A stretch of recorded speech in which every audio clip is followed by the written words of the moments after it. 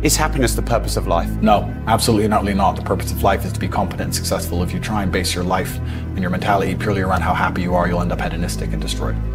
I think that as a man, your happiness comes from feeling respected over feeling loved. And the reason perhaps you're happy now is because you have more respect for yourself because of the decisions you're making. And you have self-respect. Yeah. And I think that a lot of men, even if they have self-respect, if nobody else respects them, they're struggling. I have no interest in being happy. I wake up and say, how can I be proud of myself? What can I achieve that makes me proud of myself? How can I do things that make other people respect me and are proud of me? How do I have a day which I complete when I come home? The woman who's in my house says, wow, there's no man like you. How do I live a life so my children look at me and go, Dad's a superhero?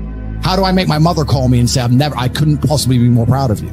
I have duties to complete. I have to live the exact same life regardless of how I feel. So for me, happiness is not a good indicator on how life should be lived. Happiness to me is a super interesting concept because when people come to me and say, I'm not happy, I say, why should you be happy? They're like, what do you mean? It's like, who told you you should be happy all the time without working for it? Happiness is at the top of a mountain somewhere. You ain't been anywhere. You haven't even climbed it. Nobody cares about men being happy. We talk about women being happy. We want children to be happy.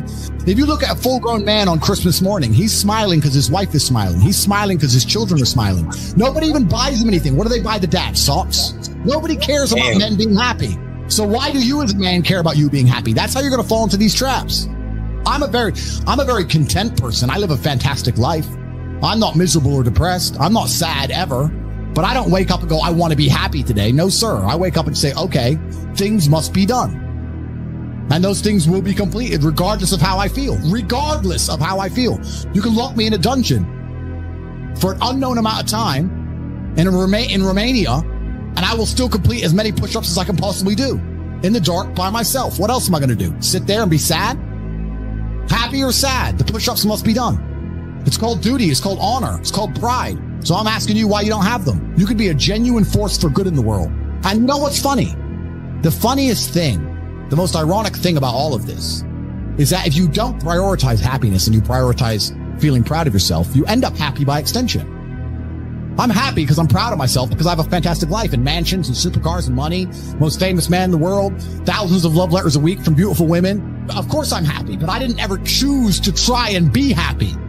If I would have chosen to try and be happy, I would have never ended up happy. I don't want a woman to ever go through anything bad in her life. I think a man should go through it for her and protect her, because I think that's how she's her best self as a woman. But I think to be your best self as a man is the absolute opposite. And when someone emails me and says, this has happened to me, I'm like, good. No, what do you mean good? It's terrible. How else are you going to become important? How else are you going to find endless fire to get up and struggle in the face of the competition that's out here in the world? How else are you're going to do all that with a nice cushy life? If any man's honest with himself, think about the biggest transformative stages in your life. Think about the times you got the most work done. It was a bad part of your life. You were heartbroken, or you lost a house, or broke, or whatever. That's when you did shit. When everything was fine, the mortgage is paid, dinner's on time, it's kind of doop-de-doop-de-doo, little by little, do a little bit of work, do a little bit of relax. But the big events come from trauma. This is it. So it's a cheat code. It's a cheat code to climb the mountain. So when I get a message from whoever and he goes, my wife left me, I'm devastated. I say, I understand. I completely understand how hard it can be to lose a woman that you've given your entire life to. And you've done so many nice things. And then because of one thing you did, her innate and absolutely insane level of ungratefulness has turned her bitter, and she now talks to you like she hates you over one thing you've done after thousands of efforts showing how dedicated you are to her. And even now that you're prepared to die for her, she doesn't give a shit about you. I understand that pain. But my answer is, good, it's still good. Now take all of that pain, and instead of emailing me, do this. And then you're going to become the kind of person that women don't leave. Then you win. I think everybody on the planet has something to prove. If you walk through life and feel like you have nothing to prove, then you're a loser. If you wake up each day and go, I don't owe anybody anything, I don't have to prove anything to anybody, then you are a loser, because you are absolutely not incorrect. You must prove yourself to other people. You must prove yourself to your bloodline, as we just discussed. You must prove yourself to God. God hates the lazy. He can't stand them. If he gives you all these genetic dispositions and these natural God-given gifts, if you have 2 arms and 2 legs and you can think, and you're not trying your absolute best, that's the reason you're not lucky. He doesn't like you. He likes the people which show him the beauty of his own creation. He likes to give somebody building blocks and them to build something amazing. It's the best thing about being a man. You get to build who you are, right? You can decide if you want to be a funny comedian or a musician or a kickboxing world champion or fight the Matrix. You can decide whatever you want to be. God loves to see that. Those people, for some reason, seem to be enormously lucky, right? The person who goes, I don't have to prove anything to God. I don't owe all of my ancestors any effort. You know, for 5,000 years, people were dodging saber-toothed tigers and catching the plague and running from Genghis Khan. I don't owe them anything. Don't owe them a thing because I want to play video games. These people are losers. I wake up every day with something to prove. I have hundreds of millions of dollars. I'm in fantastic shape, 4 times world champion, fighting the Matrix out here by myself. More. I will have to be braver. I must try harder. All I do is prove myself. So when I hear people go, I don't have nothing to prove, then you're a loser. Peasants have never felt like they needed to prove anything, but kings felt like they needed to go and conquer land. Isn't that it's coincidental that the king, who already had it all, felt like he needed to go to some far-flung land and conquer it and take it and prove he's the king. But the peasants, oh, I don't have to prove nothing to nobody. You're a loser then. You're a dummy. I absolutely and utterly, completely have everything to prove to everybody all of the time. That's who I am. I will prove anything to anybody. If I sit and say X, I will prove it. Happiness is the number one thing that must be earned. And I'll tell you that my happiness is based on very real world achievements. I couldn't be happy if I was broke. I couldn't be happy if I was obese. I couldn't be happy if I was lonely. I couldn't be happy if I wasn't respected. I couldn't be happy if I couldn't whoop a dude's ass. I couldn't be happy in those scenarios, so I made sure none of them scenarios came true. I have earned my happiness via hard work. It's the top of a mountain which I have climbed. I deserve it. I deserve to go to sleep with a smile on my face. Yes, that's what I deserve. And every single guy who hasn't got it probably doesn't deserve it. The universe is very giving and very fair.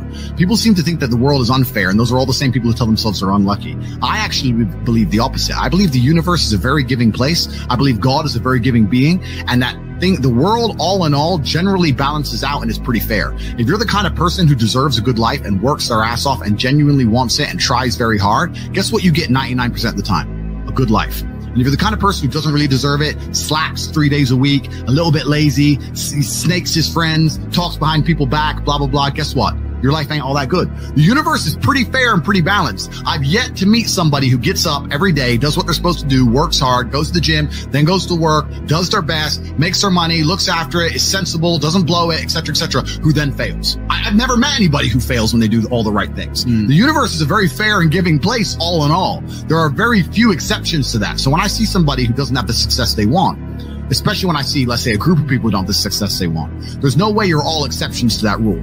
You may want something, but you certainly don't deserve it, and that's why you don't have it. You shouldn't wake up and say, how happy am I today? How does that affect how I act? That's not how I operate. I wake up and say, what must be done?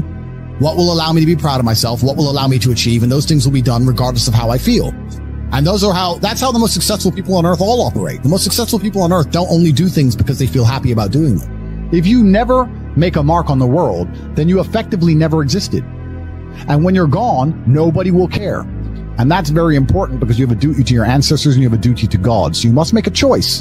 And this is a genuine choice to you people at home. Do you want to live in obscurity forever and be invisible and not matter and have an easier life?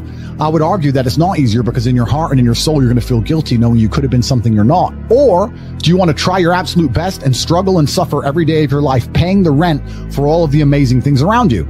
We pay endless rent. We pay rent for our bodies. We pay rent for our relationships. We pay rent to keep our kids. We pay rent to keep our business. We pay rent to keep our freedom. Every single day is work to pay the rent. It's absolutely never ending. And you have to make that choice. So if you have a pen and paper in front of you, you need to decide, do you want to be invisible with a lower rent bill, or do you want to be important and work hard and suffer to make sure that the rent is paid? It's a choice you must make, and it's binary, and you must be extremely dedicated towards the decision you finally make. I refuse to accept that there are people out there who cannot become happy, contented individuals. I refuse to accept we live in a world where God has created people who, no matter how hard they work and how good their life becomes, can't be happy. I don't accept that. I accept that the universe is a very giving place and that God loves all of us. And if you try your best and you work hard, you can become a better person. The beauty of life as a man is to be great. So you have to sit here and ask yourself, do you want to be a happy loser that's insignificant? Nobody knows you exist. Women don't respect you. Men don't respect you. Nobody cares if you live or die, but you get to smile all the time. Or do you want to be one of the most important people on the planet with a little bit of stress? Alternatively, you can go out there into the world, try and implement your mark on the world, work hard, try to get rich, more money, more problems. You can try and start a business, the stress of that. You can lose your girlfriend because all you're doing is working. This is a new level of stress, a new level of trauma, but at least you'll be a somebody at the end of it. As a man, there is no easy life. Your life is not about being easy. Your life is not about being happy. Your life is always going to be difficult. All of the pain you feel, all of the sadness you feel, you're supposed to feel as a man, and you have two effective binary choices. You either go through the suffering and go through the trauma and go through the hardship it takes to be a man of value, or you suffer eternity as a nobody. There's two ways to suffer. You either suffer as becoming a somebody, or you suffer as a perpetual and forever nobody.